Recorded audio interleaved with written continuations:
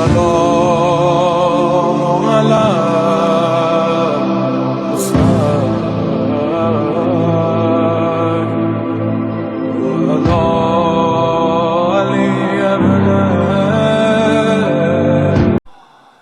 بسم الله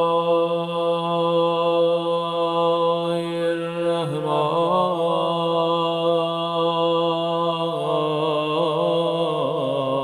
الرحيم الحمد لله رب العالمين الحمد لله كما هو أهله الصلاة والسلام على سيد المرسلين وخاتم النبيين أبي القاسم محمد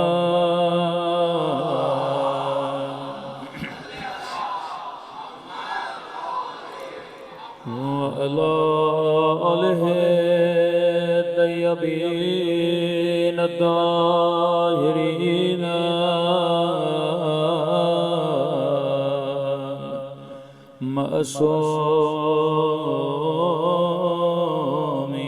معصومين. سب مل کے دعا امام زمان.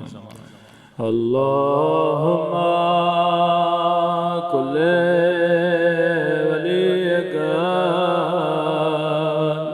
وجنبني الحسن صلواتك عليه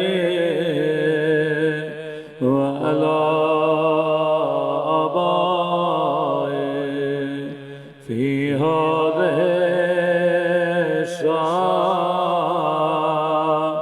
وفي كل وليا وحافظا وقائدا وناصرا ودليلا حتى تسكنه أرضك وتمتعه فيها طويلا برحمتك يا أرحم الراحمين. صلوات پڑھیں.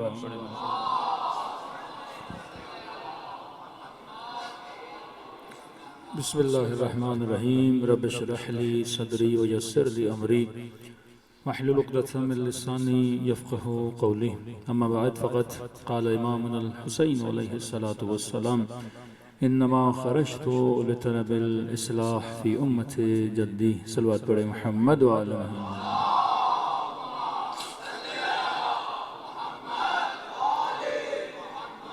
دعا ہے پروردگار عالم ان ایام میں کی گئی عبادتوں کو اپنی بارگاہ عالی میں قبول فرمائے، اور جو مقصد زندگی لے کر اس فرش عذاب پہ آتے ہیں خدا ان مقاصد میں بھی ہم سب کو کامیابیاں کامرانیاں نصیب فرما دے.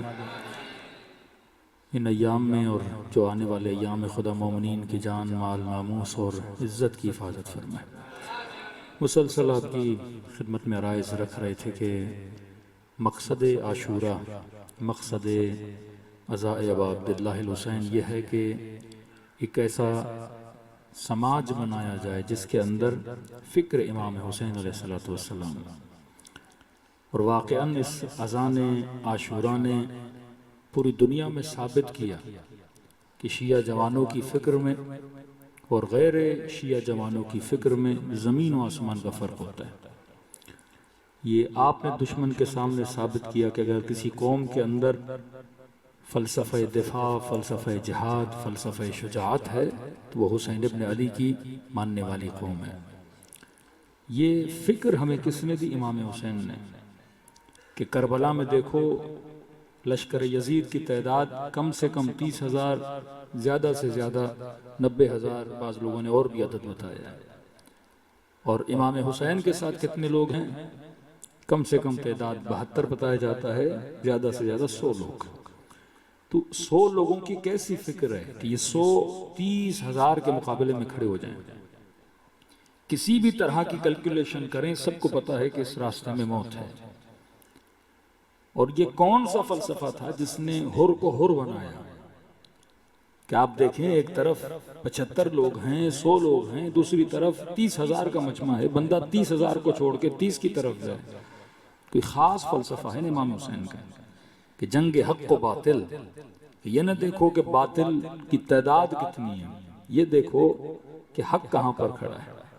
یہ کیوں کہا کہ یہ نہ دیکھنا کہ حق کہاں جا رہا ہے، یہ دیکھنا کہ علی کہاں جا رہے ہیں۔ ان کی کشتی میں آنے سے خدا نے انسان کے لیے کیا رکھی؟ ہدایت رکھی، اور اس قدر وجود بدل گیا کہ جناب حر اپنے بیٹے علی ابن حر کو کہنے لگے کہ میرے لال تیری مرضی آؤ کہ نہیں آؤ، حیات الدنیا راحلہ، دنیا کی زندگی تو چلی جانے والی چیز، دنیا کے مزے تو زائلہ، یہ ختم ہونے والے مزے ہیں، یہاں کی جوانی بھی ختم ہو جاتی ہے، یہاں کا مال بھی ختم ہو جاتا ہے، یہاں کی شجاعتیں بھی ختم ہو جاتی ہیں، لیکن کہا کہ میرے لال میں وہاں جا رہا ہوں جہاں اختتام نہیں ہے بلکہ زندگی کی ابتدا پائی جاتی ہے، جہاں فنا نہیں ہے، جہاں بقا کا درس دیا جاتا ہے۔ کیا تھا ایسا امام حسین میں کہ ہور ہور بنا؟ وہاب قلبی آپ سب سنتے ہیں، نصرانی خاندان، پانی نہیں تھا، یہ راستے میں رکے، ماں نے بیٹے کو کہا بیٹا پانی لے کر آؤ، یہ ڈھونڈتے ڈھونڈتے ڈھونڈتے اپنی بیوی کے ساتھ نکلا کہ کہیں پانی ملے، اور اس کو کہیں پہ کوئی ایسی جگہ ملی جہاں تھوڑا پانی کھڈے کے اندر جمع تھا۔ خوشی خوشی اس نے پانی بھرا، بھرنے کے بعد کہتا ہے گھر آیا، ماں کے خیمے پہ پہنچا، سلام عرض کیا، لیکن دیکھا ماں بڑی مایوس بیٹھی ہوئی۔ عرض کی کہ ماں میں جب بھی آتا تھا میرے استقبال کے لیے آتی تھی، جب بھی کوئی شکار کوئی چیز ڈھونڈ کے آتا، پانی آج پانی ملا ہے اور آپ میرا استقبال نہیں کر رہے۔ کہ بیٹا ذرا ادھر آؤ، قریب آیا، دیکھا چہرہ مرجھایا ہوا ہے، آنکھوں میں آنسو ہیں، ماں رو رہی ہے۔ اماں ہوا کیا ہے؟ کہ کیا لے کر آئے ہو؟ کہ پانی۔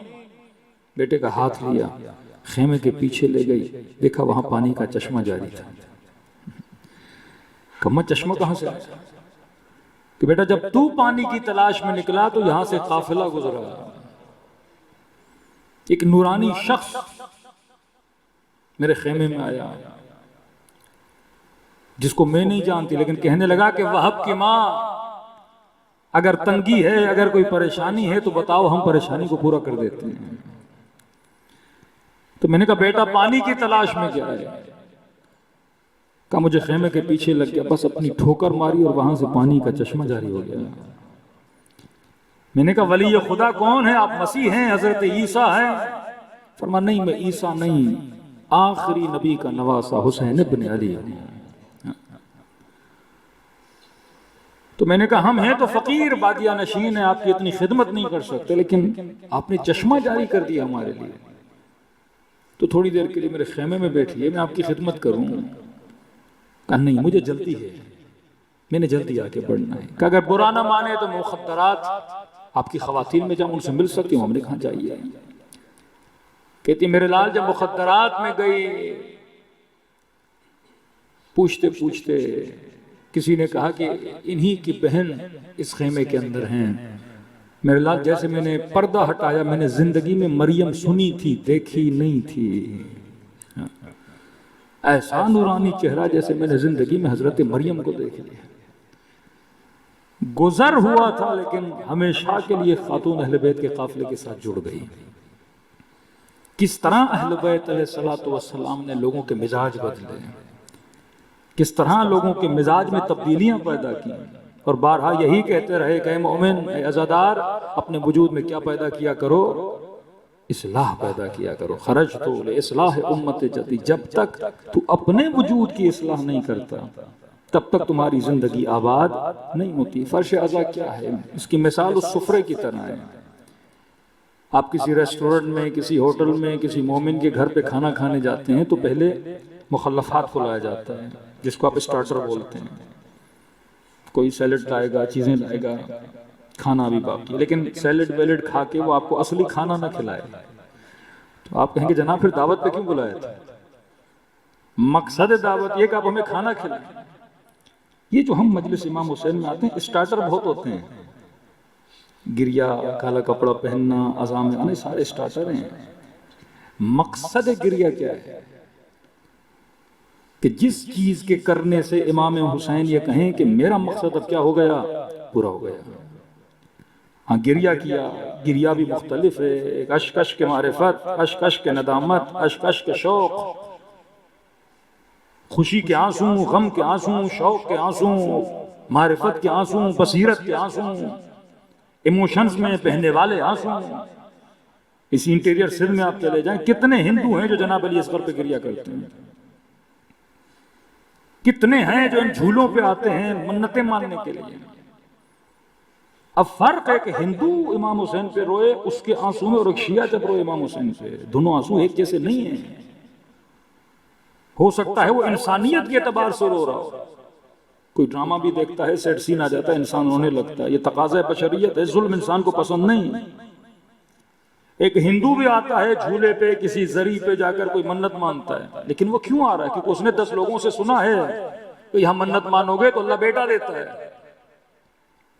یہ آنا حب کا بھی ہو سکتا ہے، یہ آنا لالچ کا بھی ہو سکتا ہے، لیکن ایک شیعہ جب منت ماننے جاتا ہے وہ لالچ کی بنیاد پہ نہیں جاتا۔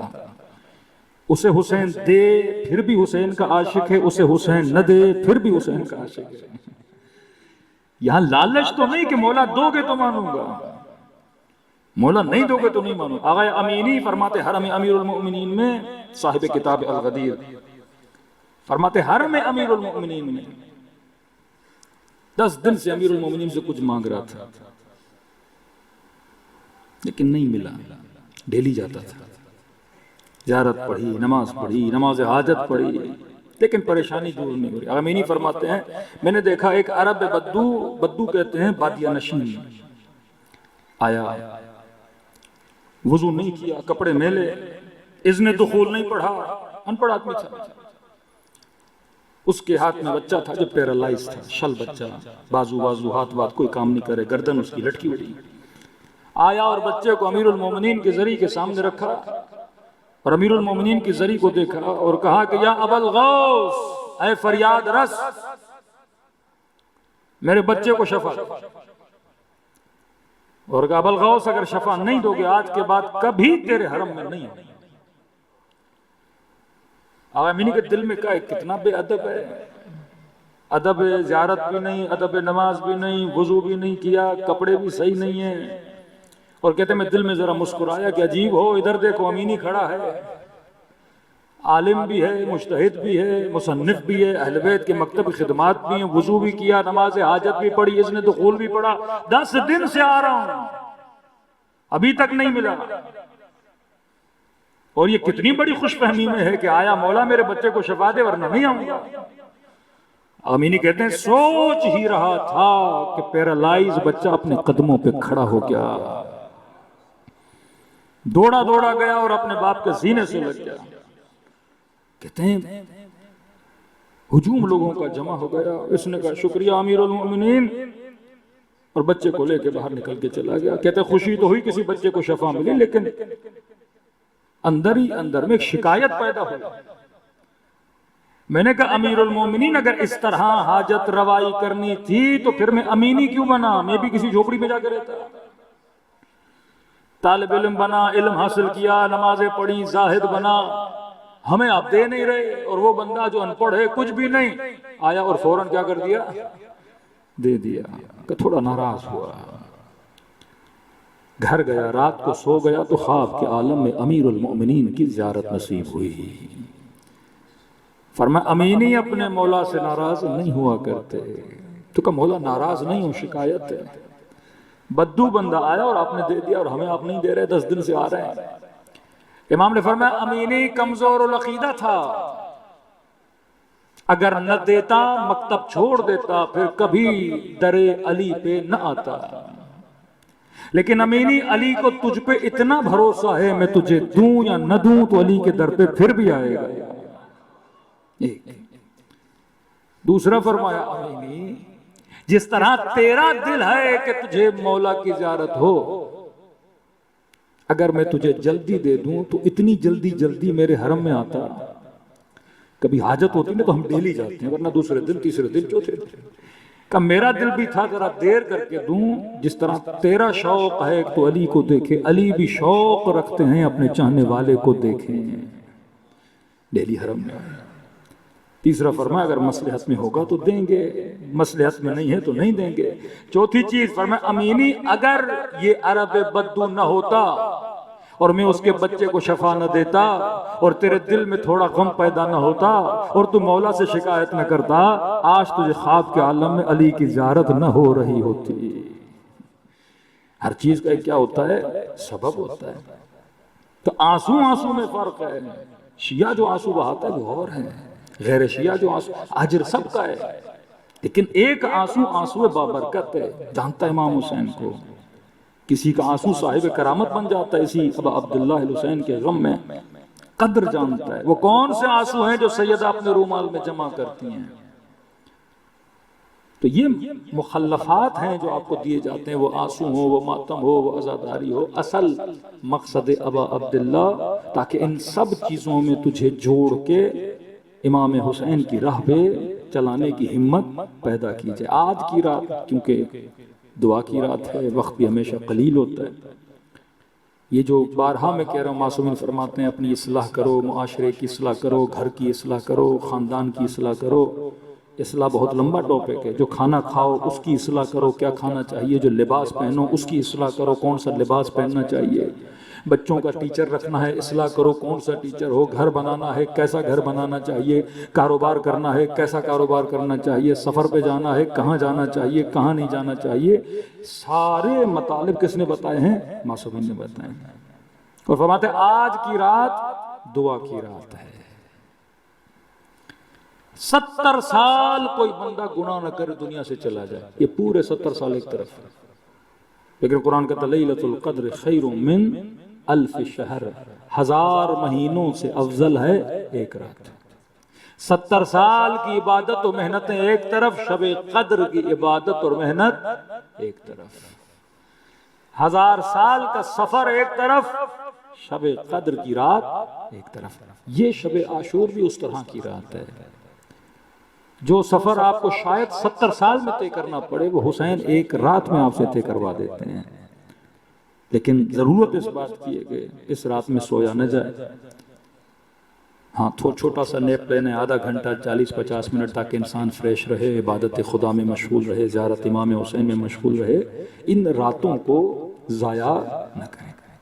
دعا کون سی کریں؟ پھر وہی دعا ہے، چند دعائیہ جملے معصومین علیہ السلام کے صلوات پڑھے، محمد و آل محمد پڑھے۔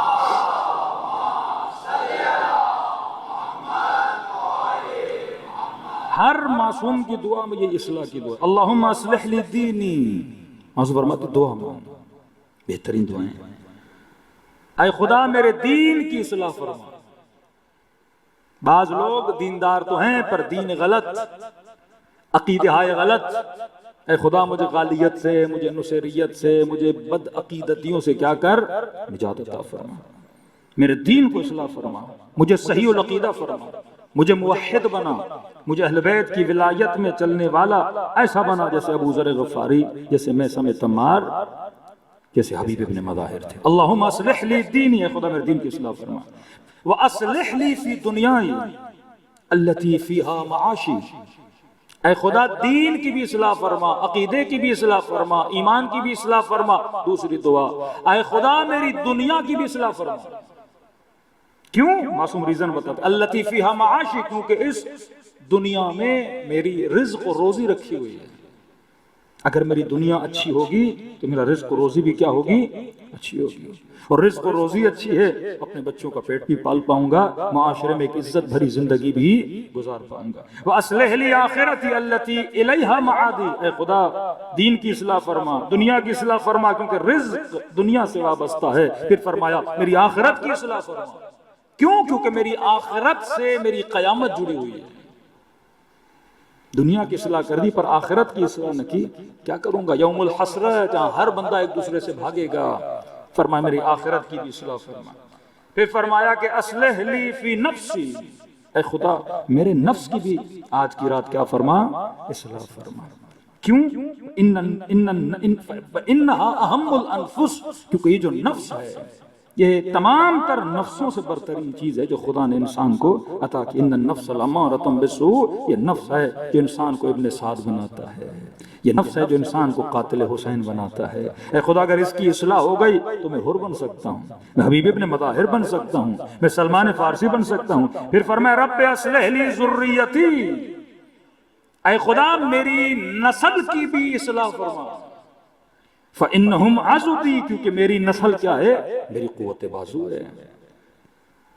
کوئی بندہ مالدار ہو، سب کچھ ہو، دولت بھی ہو، بندہ دیندار بھی ہو، اللہ ساری چیزیں دے اسے، لیکن نسل بگڑی ہوئی ہو تو اس کی مثال ایسے ہے جیسے بدن تو ہے لیکن اس کے بازو کیا ہیں؟ شل۔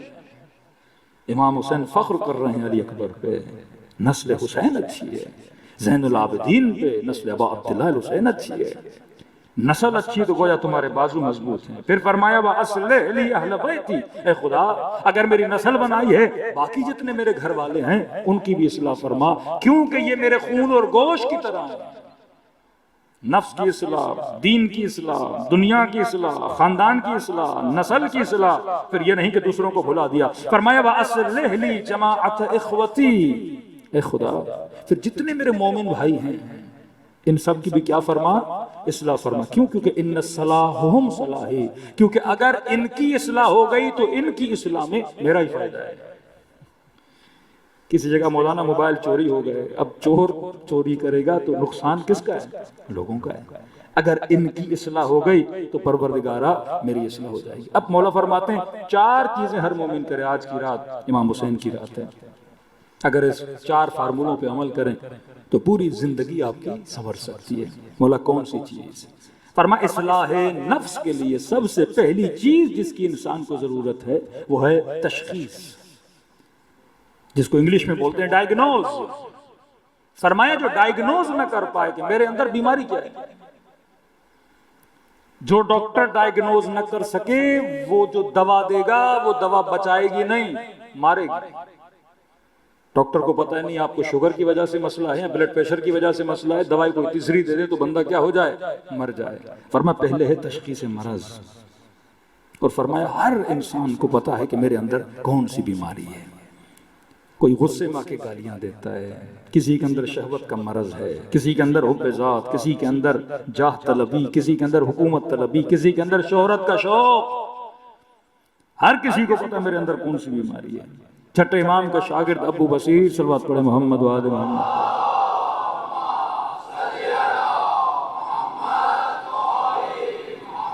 وَأَجِّلْ فَرَجَهُمْ، کہتے ہیں مولا کا ایک دوسرا شاگرد، دو واقعے ہیں، ابو بصیر کا ایک دوسرا واقعہ ہے، مولا کی خدمت میں آیا، امام نے فرمایا میں نے سنا ہے تمہارے اندر غرور اور تکبر کی بیماری ہے۔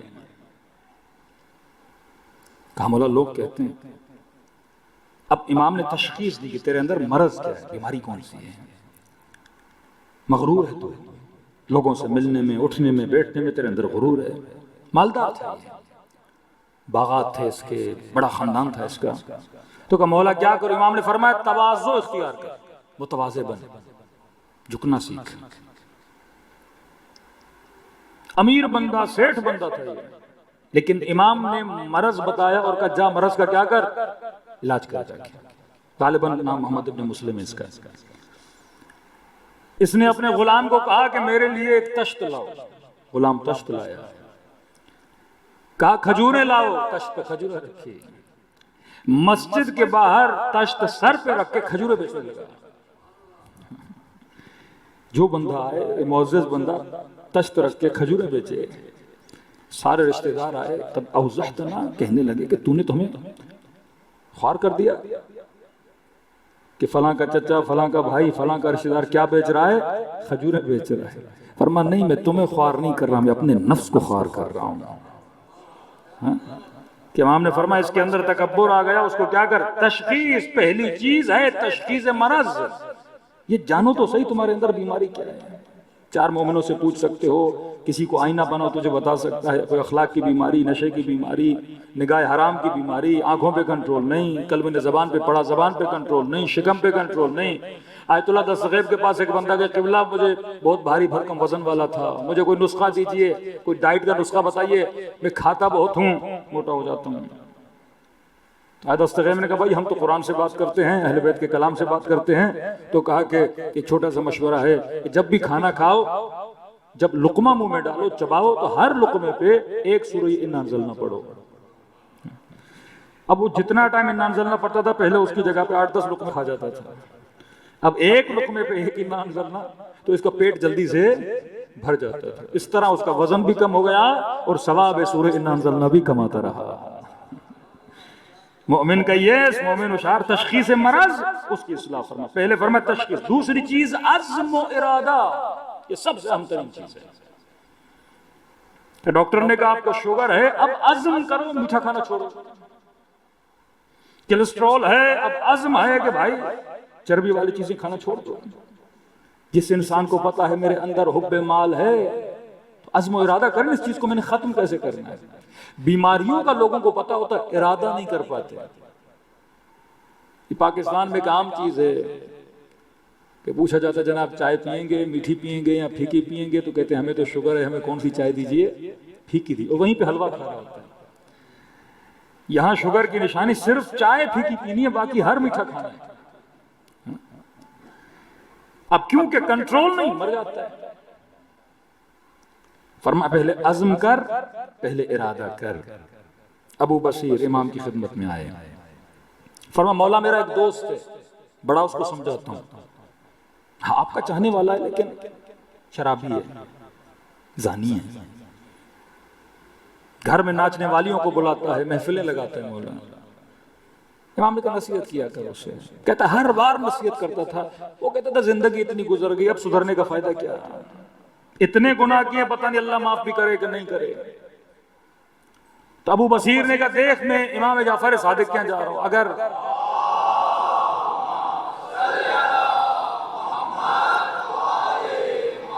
امام سے سفارش کروں، عمل کرو گے کہ میں عاشق جعفر صادق ہوں۔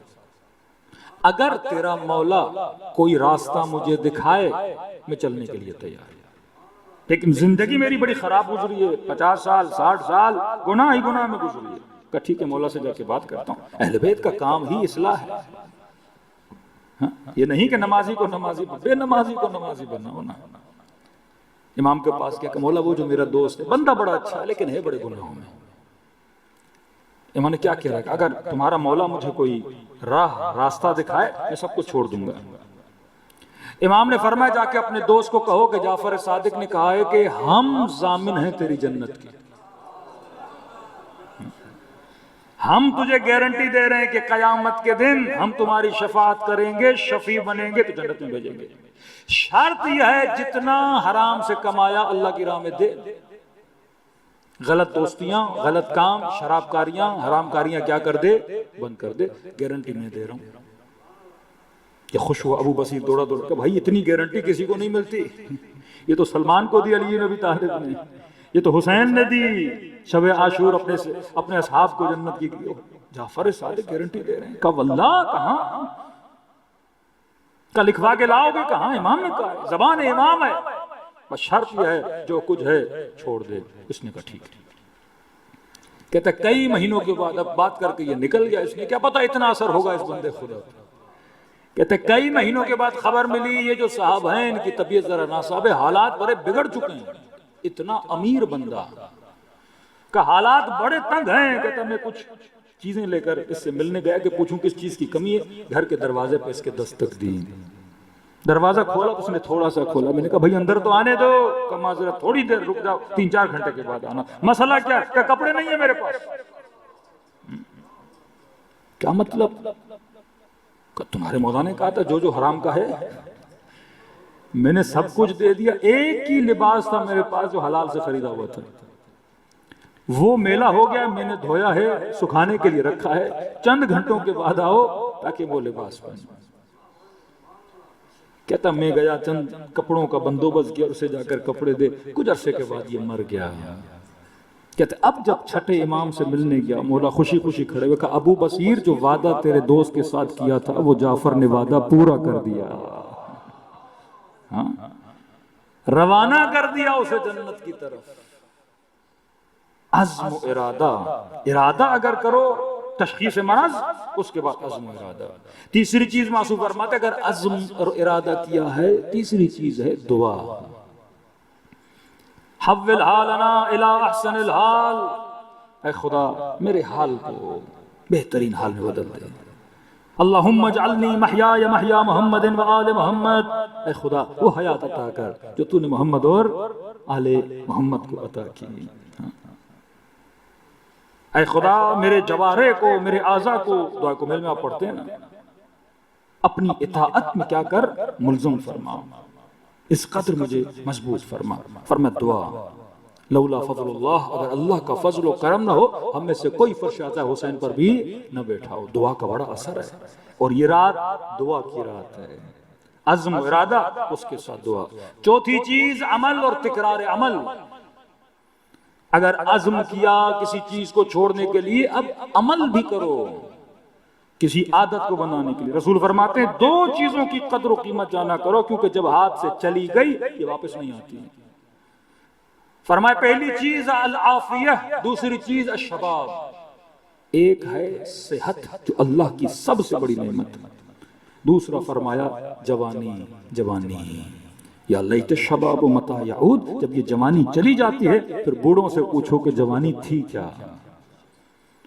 کہ یہ دو چیزوں کی انسان سب سے روتا ہے۔ جوانی چلی گئی کہ جوانی میں کیا گیا عمل خدا کو بڑا پسند ہے۔ رسول خدا فرماتے نبوت کا اعلان کیا، سب سے پہلے فرماتے جوانوں نے میری مدد کی، اور سب سے زیادہ میری مخالفت بوڑھوں نے کی۔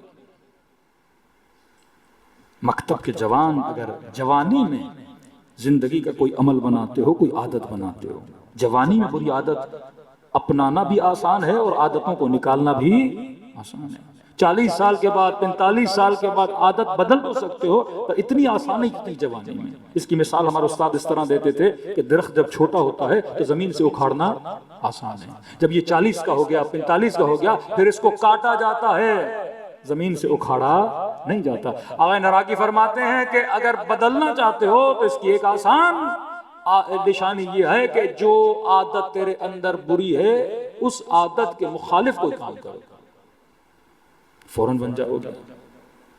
ایک آسان سا مشورہ، ایک شخص آیا کسی عالم کے پاس، قبلہ نماز مجھ سے چھوٹ جاتی ہے، الارم لگایا کرو۔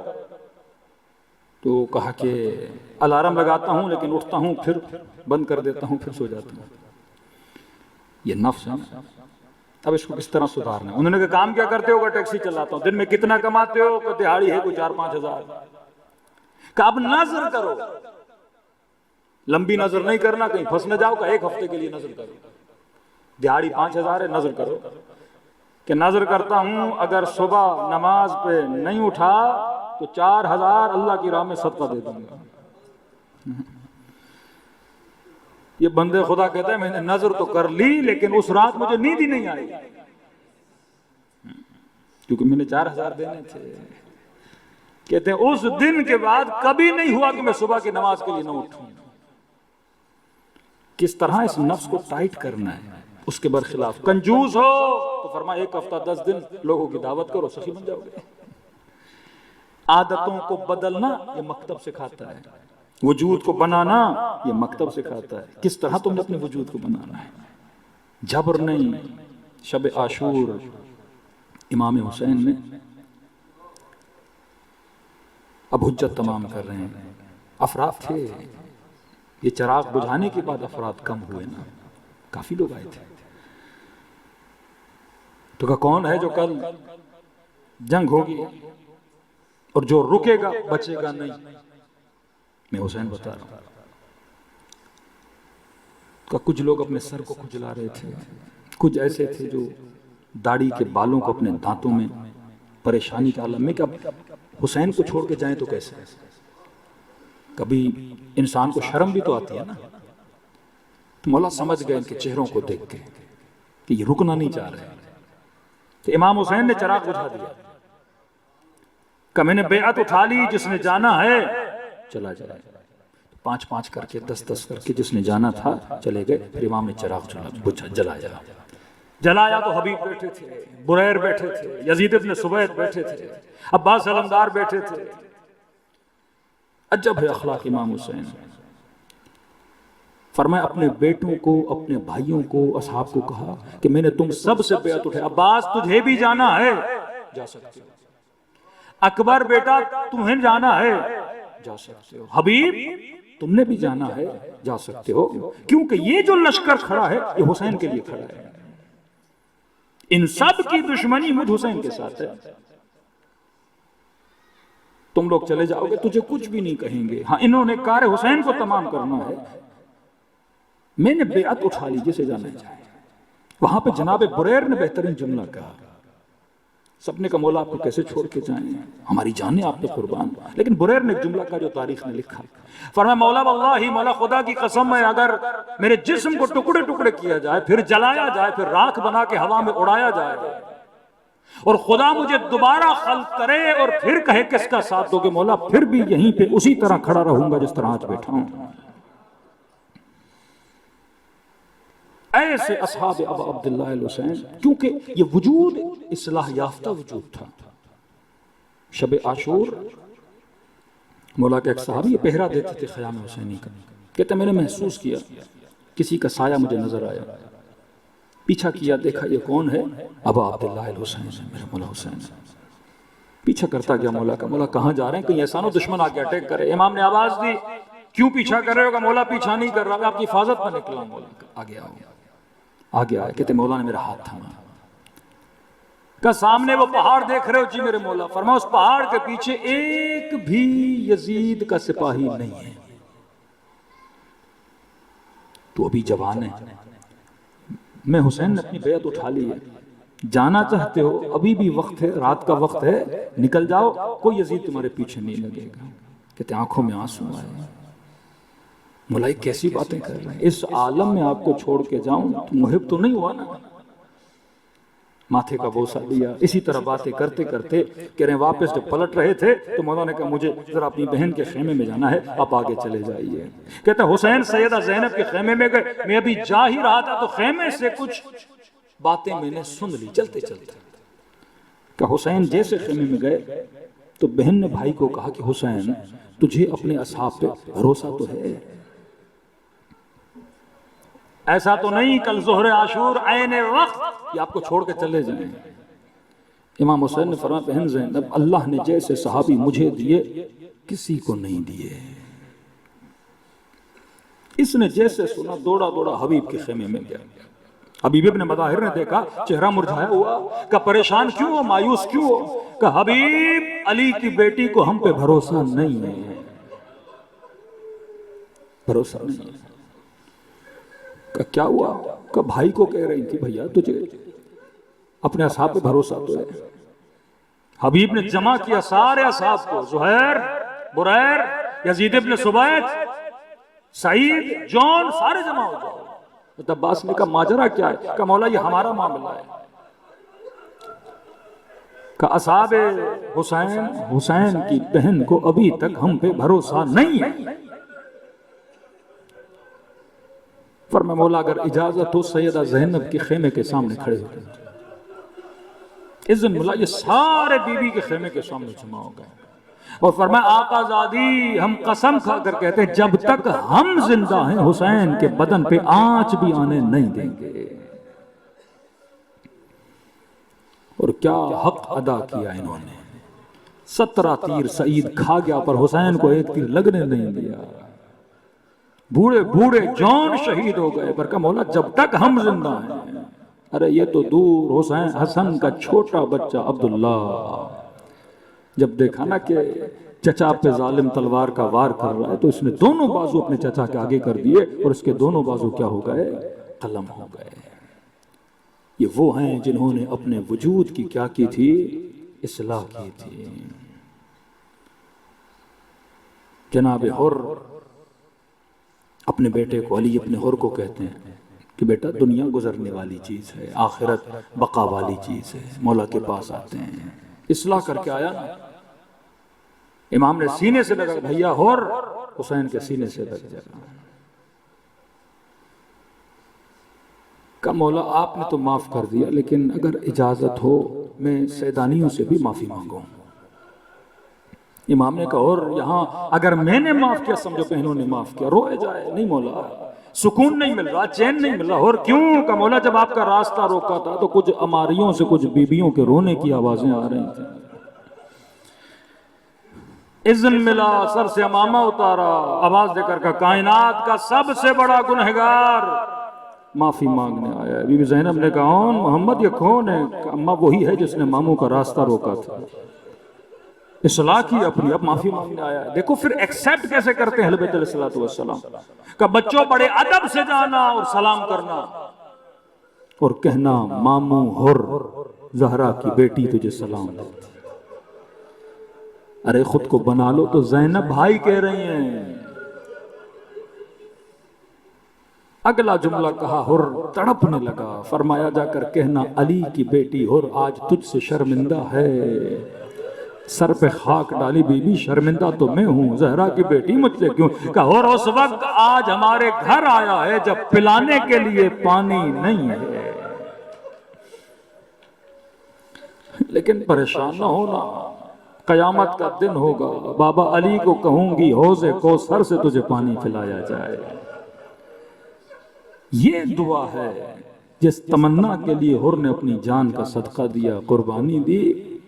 اس حوض کوثر تک پہنچنے کا سفر ہر مومن نے طے کرنا، لیکن یہ تب ہوگا جب ان راتوں میں عزم و ارادہ کرے، اپنے وجود کو حسین کے وجود کے ساتھ ملا دے، دلوں کو کربلا لے جائیں، سلام کریں ان ہستی پہ جس کے بدن پہ اتنے زخم تھے کہ جو بہن 50 سال بھائی کے ساتھ رہے اس بہن نے بھی بھائی کو پہچانا نہیں۔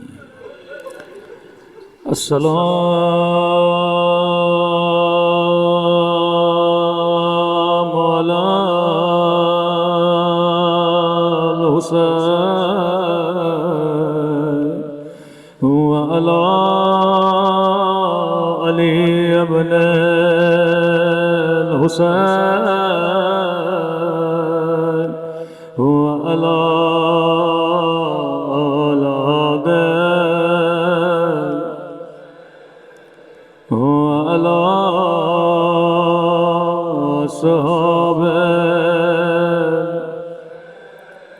سب مل کے السلام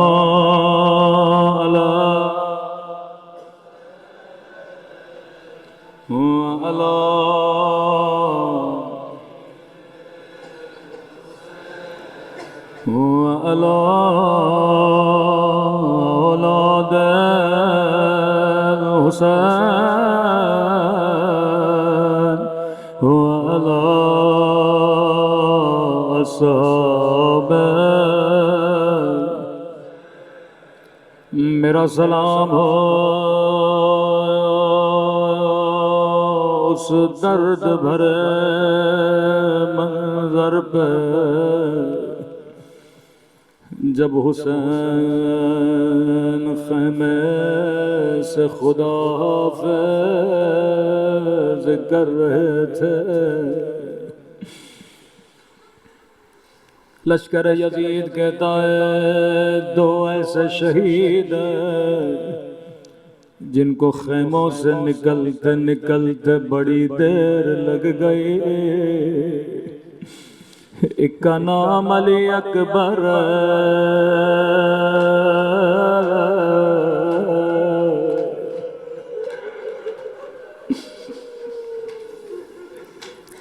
ابھی خیمے کا پردہ اٹھتا تھا تو کبھی ماں اندر کھینچتی تھی، کبھی پھوپھیاں کھینچ دیتی تھی، کبھی بہنیں،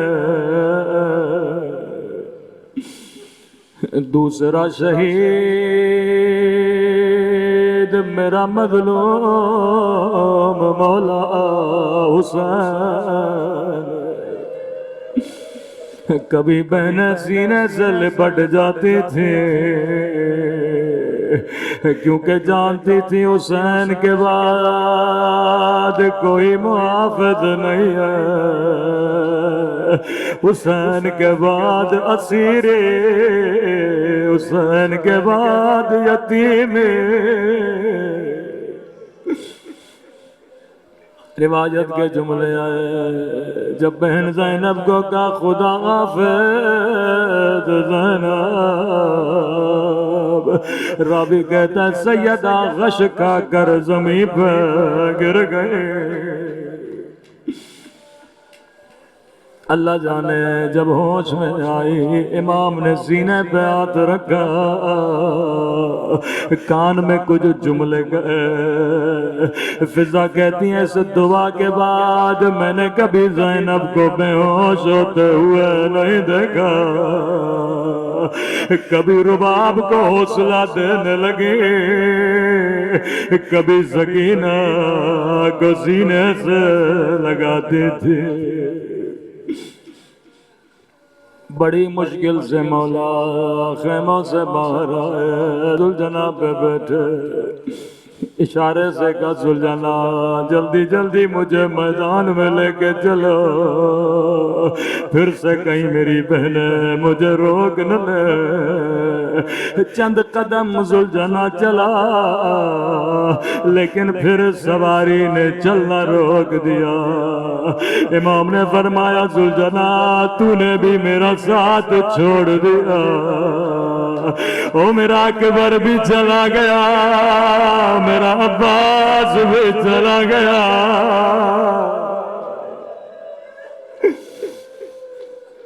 بے زباں حیوان نے بار بار سر کو جھکانا شروع کیا، مولا چلنا تو چاہتا ہوں لیکن کیسے چلوں، ذرا نیچے دیکھیے۔ مولا نے جیسے نیچے نگاہ کی، ایک 4 سالہ بچے اپنی باہوں کو ذوالجناب کے قدموں میں رو کے کہتی ہے ذوالجناب میرے بابا کو لے کر نہ جا، میرا چچا گیا واپس نہیں آیا، میرا اکبر گیا واپس نہیں آیا۔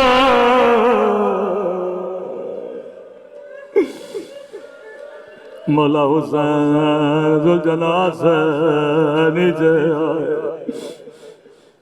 اپنی ننھی سی بچی کو گودی میں لٹایا، سکینہ بابا کو جانے دو۔ یہ تاریخ میں شاید پہلا وقت تھا کہ حسین نے اپنی بچی کو خاک کربلا پہ لٹا دیا۔ بابا آج سینے پہ نہیں سلاؤ گے، سکینہ میرے بعد تیرے نصیب میں یہی خاک لکھی ہے۔ سکینہ اب بابا کے سینے کے لیے اماں کو تنگ نہ کرنا۔ میرا غریب مولا میدان کی طرف روانہ ہوا۔ میرے چوتھے امام نے اپنے چاہنے والے سے کہا میرے بابا کے بدن پہ 1000 سے زیادہ زخم تھے۔ کہنے لگا مولا انسان کے بدن پہ اتنی جگہ نہیں کہ 1000 زخم لگے۔ کہنے لگے ہاں بدن پہ جگہ نہیں ہے پر میرے بابا کے بدن پہ زخم تھے۔ کہنے لگا مولا وہ کیسے؟ فرمایا ربہون علی رب، ایک زخم پہ دوسرا زخم تھا، جسے پتھر ملا اس نے بابا کو پتھر مارا، جس نے تلوار تھی اس نے تلوار سے مارا، جس کے پاس نیزہ تھا اس نے نیزے سے مارا، ایک جگہ پہ تین وار کیے، اتنے زخم لگے میرے مولا کو، گھوڑے سے زین سے زمین پہ آئے۔ روایت کے جملے کسی میں جرت نہیں آگے بڑھے، کوئی کہتا تھا ابھی زندہ ہے، کوئی کہتا تھا نہیں حسین شہید ہو گئے، لیکن شیر خدا کا بیٹا ہے، کوئی آگے بڑھنے کی جرت نہیں کرتا تھا۔ کسی لئی نے کہا اگر جان ہے زندہ ہے یا شہید ہو گئے، تم میں سے کوئی اس طرح سے آواز ہے پتہ چل جائے گا۔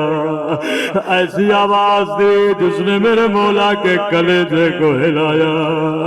لئی بلند آواز میں کہنے لگا او خیموں پہ حملہ کرو، سیدانیوں کی چادریں چھینو۔ جیسے آواز میرے مولا کے کانوں تک آئی، غیرتی خون جذبے میں آیا۔ راوی کہتا ہے بڑی مشکل سے مولا نے اٹھنے کی کوشش کی، لیکن بدن سے خون بہ چکا تھا، بڑی مشکل سے گھٹنوں کے بل کھڑے ہوئے۔ ایک مرتبہ دائیں طرف دیکھا، بائیں طرف دیکھا، آواز دے کے کہنے لگے آئینہ اخی عباس، آئینہ علی اکبر، او میرا شیرہ کہاں؟ جب کوئی آواز نہیں آئے کہنے لگے میں تجھے اپنے لیے نہیں بلا رہا، زینب کی چادر خطرے میں ہے، ام گلثوم کی چادر خطرے میں، ماتم حسین۔